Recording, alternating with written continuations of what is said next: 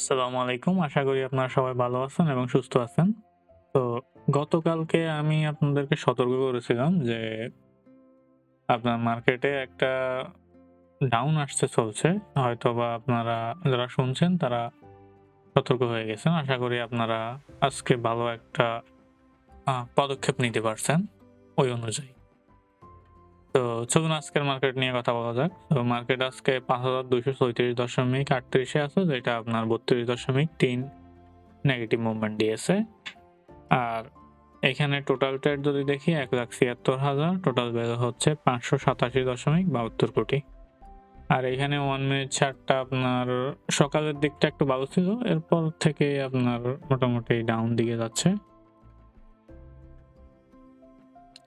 আর স্টকে যদি দেখি ১২৩ টা আপে আছে, ২২২ টা ডাউন এবং ৪৭ টা আনচেঞ্জ অবস্থায় আছে। তো অনেকগুলা ডাউন স্টক আমরা দেখতে পাচ্ছি।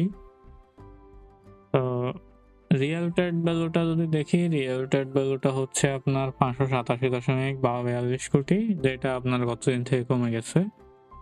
তো নেগেটিভ মার্কেটে কমাটা আমাদের জন্য একটু ভালো। সো এবার top sector by trade value percentage wise যদি দেখি, ব্যাংক হচ্ছে ১৮.৮৮%, ফার্মাসিউটিক্যাল এবং কেমিক্যাল হচ্ছে ১৫.৪৬%, টেক্সটাইল হচ্ছে ১১.৬৪%। আমরা এবার ইন্ডেক্স মুভারে যাই। তো ইন্ডেক্স মুভারে সবার উপরে আছে পজিটিভে ওয়ালটন, এরপরে হচ্ছে আদারাপা ইসলামী ব্যাংক, ৩ নম্বরে আছে বার্জার। আর নেগেটিভে যদি দেখি, নেগেটিভে সবার উপরে আছে ব্র্যাক ব্যাংক, এরপরে আছে ইসলামী ব্যাংক, এরপরে আছে এলএসবি। তো গতদিন কিন্তু আমি ব্র্যাক ব্যাংক এবং ইসলামী ব্যাংক ২ টা নিয়েই সতর্ক করেছিলাম। তো আশা করি আপনারা একটু সতর্ক আছেন বা ছিলেন। এবার টপ স্টকে যাই। টপ স্টকে হচ্ছে আপনার প্রিমিয়ার লিজারিং সবার উপরে, এরপরে আছে ইন্টারন্যাশনাল লিজারিং, এরপরে আছে ফার্স্ট ফাইন্যান্স। আর লুজারে যদি যাই, লুজারে আছে রেজেন্ট টেক্সটাইল সবার উপরে, এরপরে আছে টেকনো ড্রাগ, এরপরে আছে আর্মি সিমেন্ট। এবার আমরা ডিএসইএক্স এ যাই। তো ক্যান্ডেল যেটা দেখাচ্ছে, এটার বডি বড় আছে উইক থেকে, তো এটা একটু ভালো, বাট এমনিতে ক্যান্ডেল কিন্তু খুব বেশি ভালো এমন না। আর সাথে যে ভলিউমটা আছে এটা কমে গেছে, এই জিনিসটা একটু ভালো, ভলিউম কমে যাওয়া নেগেটিভ মার্কেটে।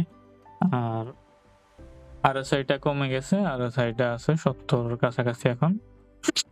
হিস্টোগ্রাম যেটা আপনার ভালো ইন্ডিকেটর, এটা আপনার আজকে হালকা হয়ে গেছে।